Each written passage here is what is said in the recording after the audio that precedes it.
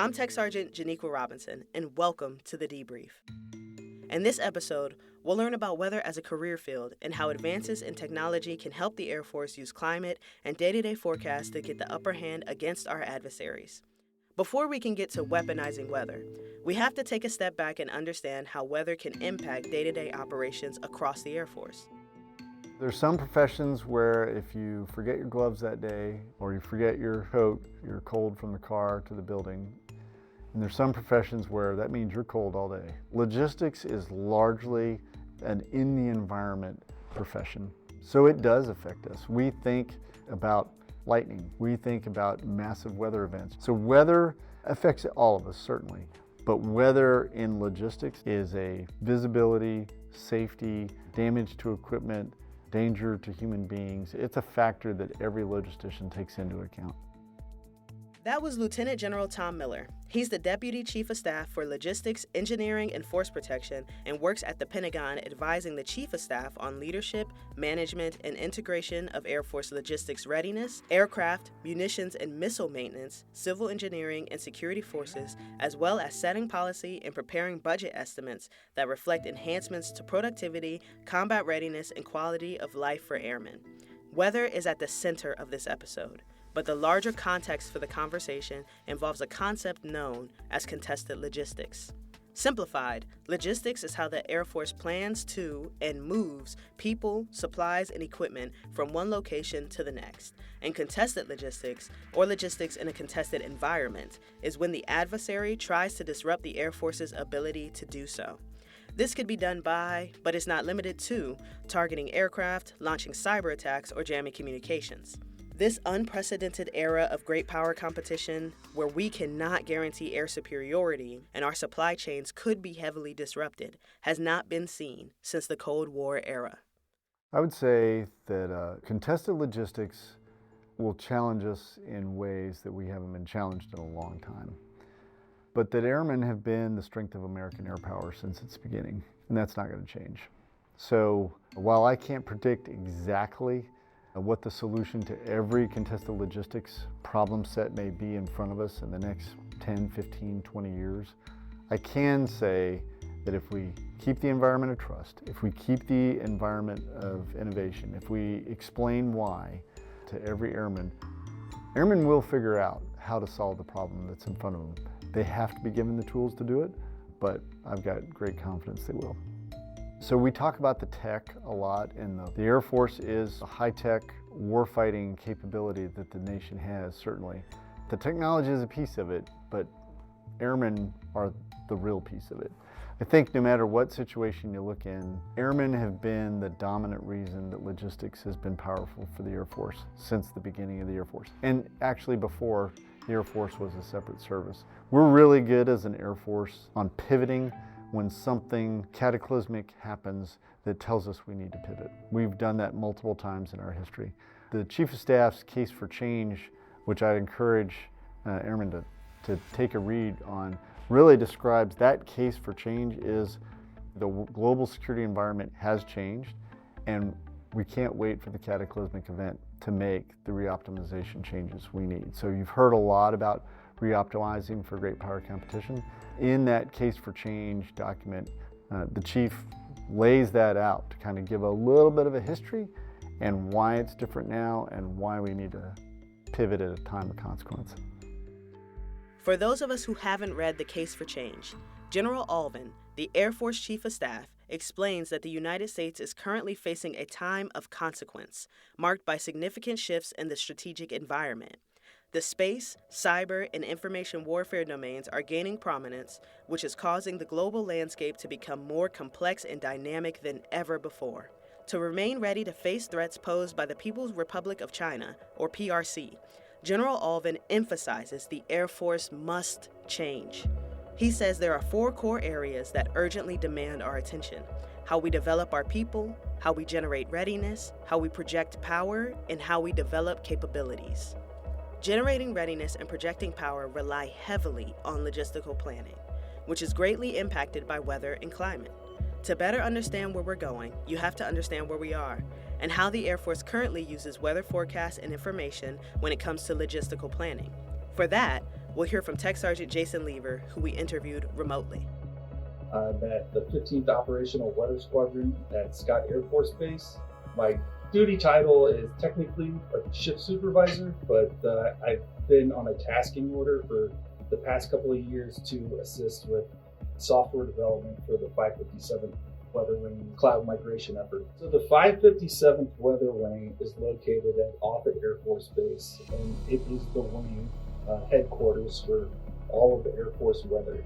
Dispersed around the globe, you have operational weather squadrons. Here at Scott Air Force Base, we have the 15th Operational Weather Squadron. Another aspect of the 557th Weather Wing is the space mission, and a big role there is solar weather.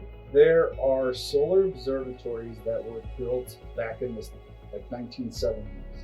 The job of a solar observatory is to listen and monitor the sun for various solar events and then alert when something has happened. When the sun emits a large enough solar flare, there can be disruptions to various assets up in space, communications, etc. As Tech Sergeant Lever alluded to, the 557th Weather Wing is the Air Force's only weather wing. And through their 2 groups and 12 squadrons, they provide around-the-clock authoritative terrestrial and space environmental data, analyses, forecast, threat warning, and threat mitigation products and services for multiple customers around the globe. This typically looks like providing in-depth weather briefings to commanders in various theaters to aid in logistical and mission planning. The Air Force divides its main functions into 6 directorates, numbered A1 through A6. The 557th Weather Wing falls under the A3, which is responsible for operations. Colonel Patrick Williams is the Director of Weather and works directly for the A3. We recently caught up with him at the Pentagon. I'm Colonel Patrick C. Williams. I'm the Director of Weather, and we are responsible for the career field of weather for the most part. So everything that goes from policy to building a budget, so getting it through the corporate structure to get over to Congress to get some money, to, believe it or not, some cybersecurity pieces to that, to overarching core training and development of our airmen, to strategy and plans and how we're going to take the weather career field, shape it so that we can provide more value added to the Air Force as a whole. Colonel Williams mentioned shaping the weather career field and providing more value to the Air Force as a whole, which made me think of what Lieutenant General Miller said about the Cold War era and how the Air Force has been phenomenal throughout history in pivoting after a cataclysmic event. This, naturally, has led to many pivots in the weather career field over the years. So let's start in the 70s. We just finished the Vietnam conflict, and we started a Cold War conflict, right? And so in the 70s, we were doing counterinsurgency warfare, kind of like what we were just doing, really. And we moved into Cold War against the Soviet Union, kind of like we're doing today, big power competition, right? And so in those times, the Air Force needed a couple of different attributes. One was lethality, and the other one was technological superiority. How do you defeat Russia, or the Soviet Union in that case? Lethality and technical superiority. I'm going to fast forward now to about the 90s. The Cold War was ending, Desert Storm started off. And so now what we realized is we don't need as much, or we didn't think we needed as much. So efficiency and economy became the new attributes the Air Force was looking for. As a result, we got a lot of cuts. The DoD took a lot of cuts. And so now we're doing a lot less with less at that point. So then we hit the 2000s and 9/11 kicks off. We realized that we were cut to the bone, and we realized that we needed to do something, but we really didn't know what to do or how to do it because we're pretty much down to almost nothing. The Air Force decided at that point that they needed to get in the fight and do everything they could. So flexibility became the attributes that the Air Force was looking for. So we've all heard flexibility is the key to air power. That's kind of where that came from. So when we started going overseas, how can you contribute as an airman? How can I get that jet to do these things? It may not be what's the original design, but that's what we need to get after. So flexibility became the way we would fight our wars. And that's where that transition happened at that time for me. We were going from a Cold War period to this new fight, if you will. And we realized that we had to do things differently. I've had several deployments. I worked with the Army. We've worked with the Joint Force, the Navy, all these different services. We're inherently joint.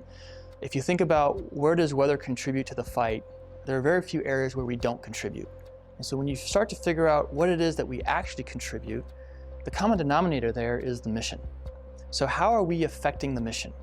And so that started to really solidify itself, mostly during deployments, but also while we were in garrison at different echelons, at different locations, doing different mission sets. And what I noticed was that no matter what the mission was, we had a core set of tradecraft that we would do, that we would apply toward that mission. And no matter how we applied this, we always influenced that mission. There was always some sort of influence to operations on when we would do something or where we would do something. So what does Air Force weather bring to the fight? It's the when and the where that we're going to do something, take an action of some sort. Then we take the next step. What's the next step? How do we influence the adversary? How do we impose a cost on the adversary to our benefit? And then how does that help us achieve success and victory, whatever victory looks like? And so that thought process evolved, and I had opportunities as a group commander and a wing commander to start playing with that idea and employing our forces to be able to do those types of things, and we saw tremendous results as a result of that. So for example, we think air superiority. We think a lot of US jets in the air taking out a whole bunch of adversary jets in the air, right? And so what we don't want, especially in a peer-on-peer competition, is our full force against their full force. That's mass attrition. That's probably a bad scenario for both sides. We don't really want to do that. So how do we create an advantage for ourselves? Well, we can tell you when we know that the adversary may not be able to launch due to weather conditions. There's fog on the runway, there are winds out of category, they can't take that aircraft out of that hangar, so on and so forth. Okay, well now that's a good time to go ahead and put our full force in the air so we can meet a subset of their full force. That would be an advantage for us. Another way of looking at it from an adversary perspective, how do we create a dilemma for the adversary? How do we impose a cost on them? Imposing a cost on an adversary, by definition, is offensive in nature. So how do we produce offensive weather? When we have a storm front come through, what do we typically do as airmen? We hangar aircraft. We do that because we don't want to expose our aircraft to the elements. We also want to protect our people. We don't want them lightning in the area, so on and so forth. So we hangar our aircraft. What a juicy target. The laws of physics doesn't change with political boundaries. And we also know that our adversaries do the same thing. They'll hangar their aircraft too because they recognize that the environment is going to destroy their aircraft as well. What would happen if, and this is where we come into play, when a storm front comes through and we know they're hangaring their aircraft, we launch. We go right behind that front. You do this once, you do this twice. What have we just then created? We've created into the adversary commander at that point a dilemma. Do I hangar my aircraft to get out of the elements, or do I create a juicy target for my adversary to hit me? That's a problem set that we want to create, and we can create that just by understanding what the weather looks like. To do that, we have to be what we call way left of bang and do that in the planning process. And we can kind of figure out how we want to do this and what the concepts look like. And then when we get into the execution aspect of it, that's where we can start to decide the actual timing, the when specifically and the where specifically. Launching behind a storm front is one of the many ways commanders can take what weather airmen understand about current or future weather conditions and use that to give them the decision advantage during a military operation. This methodology can be applied to logistical planning in a contested environment as well. There's a lot of things that can contest our ability to move people and things and material from point A to point B. We could be deliberately impeded by the adversary, and the weather will absolutely impede logistics, moving pieces and places and things from point A to point B. Knowing that weather piece, we can mitigate it ahead of time. With technology today, the way we have it today, we can forecast well in advance of any sort of movement to be able to help the logistical trains move to where they need to go. Let me give you an example. When I was deployed to Afghanistan, we provided capability to the Army. But when we provide capability to the Army, we are embedded with the Army forces to help them execute their ground scheme and maneuver. Part of that, through the G4, is the logistics. How do I get logistics around the theater? In Afghanistan, the Army was in the other four sectors, so northeast, south, and west. The Army did ground convoys for the vast majority of their logistics, but they had to go from the eastern sector toward the northern sector. And the only way to do that was through a pass called the Salang Pass. It was right through the mountain pass. The problem is in the winter, because of the snow, they'd get avalanches all the time, and that pass would close. We, as a weather community, we didn't have any sensors there, so we were always guessing whether the thing was open or not, and it typically took either a helicopter or some other asset to go put eyes on. Instead, what we decided is we worked with the local community. The guy's name was Mr. Nori, actually, I still remember him. He was Ken Graham's counterpart. Ken Graham is the National Weather Service, is the head of the National Weather Service here in the United States. He was the head of the Afghani National Weather Service, or whatever it was called at the time. And the deal we worked out was that we would put a sensor there and share the data with him and his community to check out what the weather was like on the Salang Pass. That helped us tremendously. That sensor allowed us to start forecasting when that pass would be open or closed, and we can forecast up to 2-3 weeks in advance. We think there's going to be an avalanche, or we think this pass will be closed from this window to this window. What that did as a result is the G4 community, the logistics community, was able to double up or triple up on the material that they needed to transport so that the forces in the northern sector got all their stuff. How do you translate that to the Pacific? Same idea. What storms are going to be in the way? What are the sea levels going to be? How are you transporting the material? Is it air, sea, ground? What does that look like? Should you go earlier? Can you go earlier? There's all sorts of questions that we can talk through that weather is going to play a factor in, which is why the airmen need to be in the planning sector. Science helps us figure these things out, right? So the better the science, the better technology, the better the AI, the more in advance we can forecast, and the more accurate that forecast becomes. If you know that weather piece, you take out some uncertainty and you take out a lot of risk for the commanders as they start to make some of their decisions. Science and technology is helping us do that. To better understand where weather-related science and technology is headed, we took a trip to the Department of the Air Force, Massachusetts Institute of Technology Artificial Intelligence Accelerator, and talked to Lieutenant Colonel Nick Chisler about the work they're doing to prototype and develop what they have named the Earth Intelligence Engine, or EIE. That's the way it currently works with traditional numerical weather modeling, is where you're using those laws of physics to predict from where we're at to where we're going to be. What we want to do is use machine learning algorithms to emulate those actual equations. These are partial differential equations that govern the laws of the atmosphere. That's what makes it so difficult to run in the model. And the way that the machine learning is avoiding this is that it's not actually running the equations, it's just taking whatever inputs you give it. So for us, it's going to be the current state of the atmosphere. And then you're going to ask it to, say, predict the weather 6 hours from now. During the training process, you're going to feed into it what the actual weather ended up being 6 hours from now.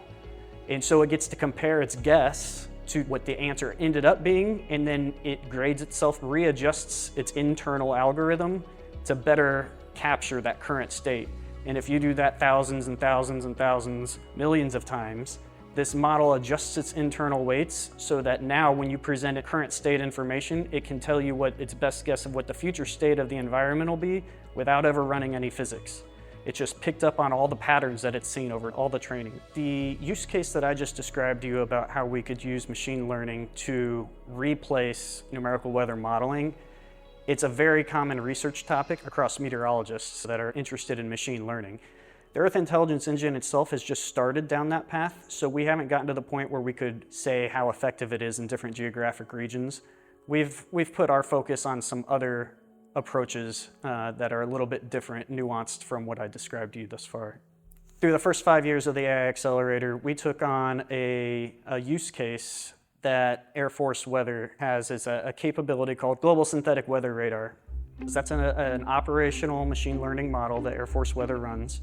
And what that does is it's like a gap filling technology. So again, I've kind of harped on we need to know what the current state of the atmosphere is.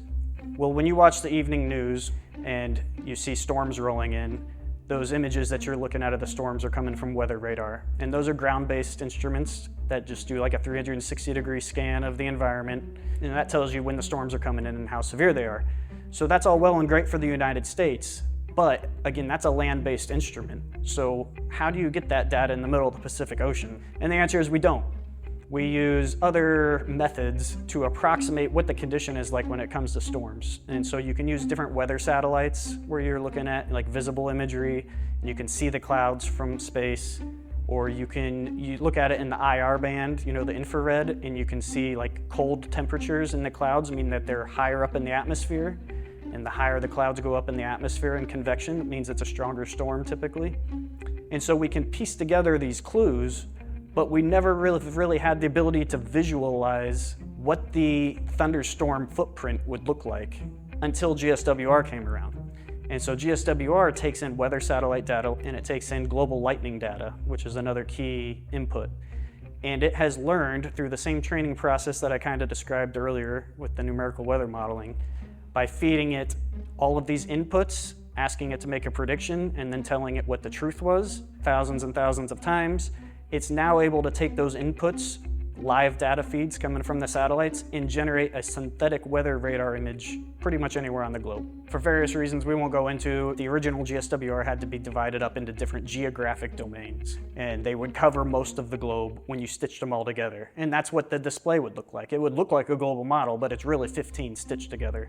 And what we did was we applied state-of-the-art research from MIT that came up with a way to avoid all of the problems that you have when you tried this technique previously, and we can then train one single model on all 15 domains, and it maintains its performance and actually improves upon the baseline in performance because it is gathering information from all the different domains and utilizing that effectively. You feed it the current weather satellites and lightning data, and it's going to give you a synthetic weather radar image. So you can do that as it crosses from Florida into the Atlantic Ocean or over in the Pacific Ocean as it's crossing islands. That was a lot of information, but the cliff notes are this. Global Synthetic Weather Radar runs 15 different models that are divided by geographic domains and are stitched together to give you a global picture of the atmosphere. It's computationally expensive to run because there's 15 individual models running at the same time. The Earth Intelligence Engine uses machine learning techniques to pick up on weather patterns and give you all of the information these 15 models are displaying with just one model, and allows you to better track a storm as it crosses through these geographic domains around the globe. Whew! In another part of the globe, near Asheville, North Carolina to be exact, Captain Ross Stark is the first and only hydroclimatologist at the 14th Weather Squadron. This means he studies and provides the Air Force with data on what's normal for water in various regions around the world. The way I like to think about it is if you go back to your third grade water cycle lesson, you have the water that's on the surface of the land or in oceans, maybe it's in lakes and streams, it's in vegetation, and all that water that's near the surface of the land will evaporate and go into the atmosphere. And that plays a huge factor in weather happening, thunderstorms and rain and snow. And so when precipitation happens, that water then moves back towards the surface of the earth, goes back into lakes and streams and rivers, the ocean. It can also go into the ground. It can go really deep into the ground. It can go into the vegetation. That big picture of the water cycle is what we are trying to understand.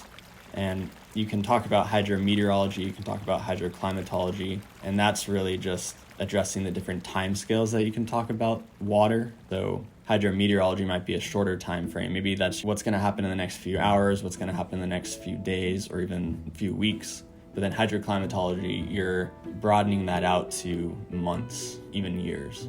So for example, we had a support request from a unit in Korea. They were trying to characterize trafficability of the ground in the entire Korean peninsula for their customers. So they came to the 14th Weather Squadron and we worked with them to figure out exactly what they needed. And we ended up giving them historic data for the soil moisture on the Korean peninsula and provided outlooks as well out into the future for what they can expect for the summer. And it's really cool because they got to then take that information, integrate that into the rest of the environmental information, work with their intel partners, ultimately their Army customer, and they got to provide the decision makers with even better information about the environment that they would be operating in for the rest of the summer, whether it's exercises, joint operations on the Korean Peninsula, and then international exercises. This data can help us understand what is going on just below the surface, so maybe the 0 to 40 centimeter range. There's been research identifying that range as really important for tanks and other vehicles to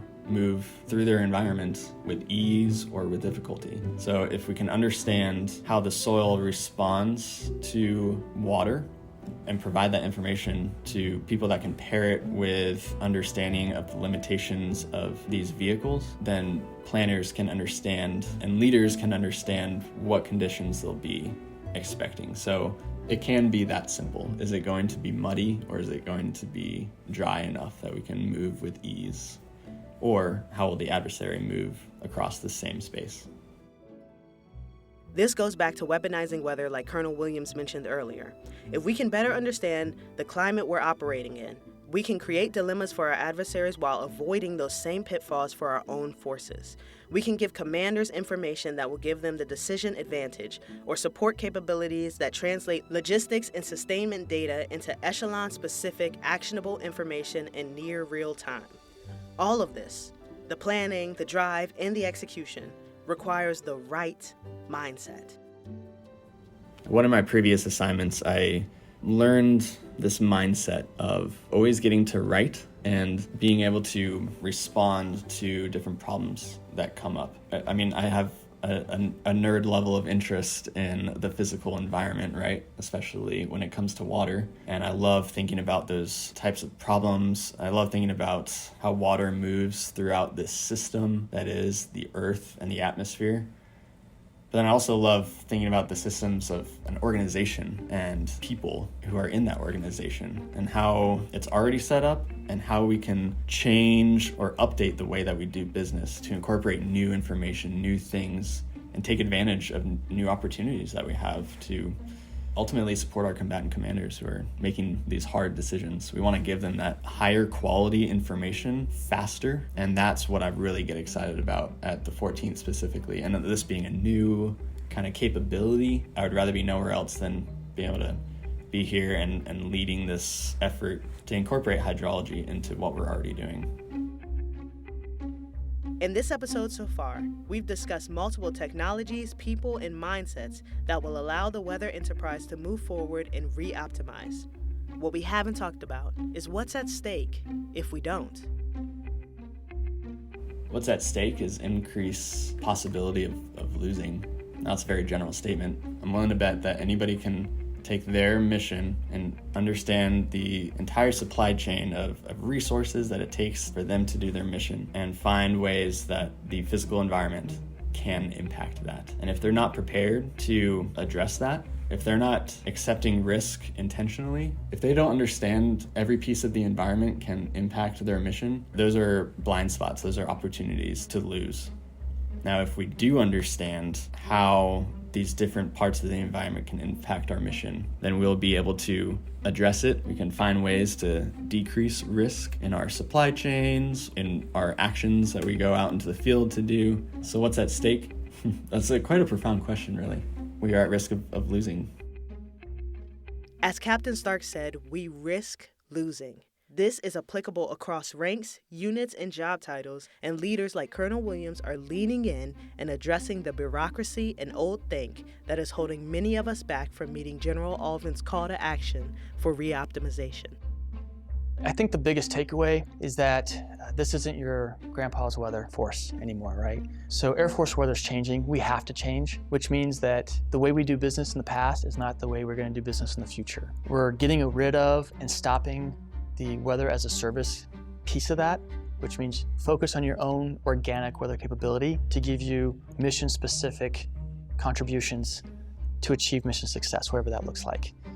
And there are mechanisms to achieve and get what you need if you don't have organic weather capabilities. And so we're working through that right now to say, how do we advertise that to the force and say, this is where you can get the information you need in the proper mechanisms that you need it. We were organized at one point to be a weather as a service capability. In 2015, a PAD was signed, Program Action Directive, I think is what it's called, that changed us from a agency, Air Force Weather Agency, to a structured, organized wing structure. So we have a wing now that does a lot of the heavy lifting from a computing perspective, that works for 16th Air Force today, that works for ACC today. How do you achieve that capability? It takes time, it takes resources, it takes people. So what we're trying to do is restructure this, say, hey, this is the proper mechanism to get what you need. So we can provide the Air Force everything they need and focus that need on the mission itself versus provide, hey, here's a partly cloudy chance of rain forecast. Here's your 5-day. Instead, what we can provide is, this is how you deter your adversary. This is how you use that storm front to your advantage. Here's how you keep jets in the air when that storm front comes through. Allow the weather person to help you with that. When you do exercises, don't use canned weather. Canned weather helps no one. Use real weather. Allow your weather forces to help make those decisions. And you're gonna find different ways of getting after that problem set. A lot of our peer competitors or near peer competitors, they're using the weather to their advantage. They're testing it today, and they're practicing. We are not. For me, that's a problem. I feel it's my duty as the director of weather to say something about it, to posture our capabilities, to posture our functional community to do something about it, and then give the decision makers every opportunity and every option they have available to them to use it as they see fit. That's my role, that's my job. We can do the same things and better. And in some cases, we are, but they're one-offs. What we're trying to figure out is how to scale that and be able to show all the commanders and all the decision makers, this is how you use your capability to your advantage. How do we do that? That's what I'm trying to solve. At the end of The Case for Change, General Alvin eloquently describes Colonel Williams' plight and approach when he writes, "We must be clear-eyed and accept the fact that we will not achieve perfection right out of the gate during this change journey. However, we must solve for agility, have confidence in the fundamental logic and analysis that has given us this direction, and move out, knowing that we can and will adjust along the way.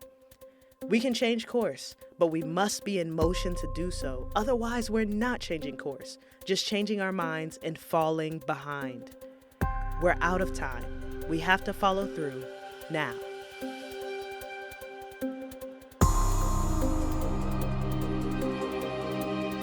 This episode was written and produced by Tech Sergeant Janiqua Robinson. Editing and sound design were conducted by Tech Sergeant Robinson. Bob Houlihan is our editor-in-chief. Master Sergeant Chris Griffin is our flight chief. Special thanks to Colonel Patrick Williams, Lieutenant General Tom Miller, Lieutenant Colonel Nick Chisler, Captain Ross Stark, Tech Sergeant Jason Lever, and Air Force TV. The Debrief is created by Airmen Magazine and the Defense Media Activity.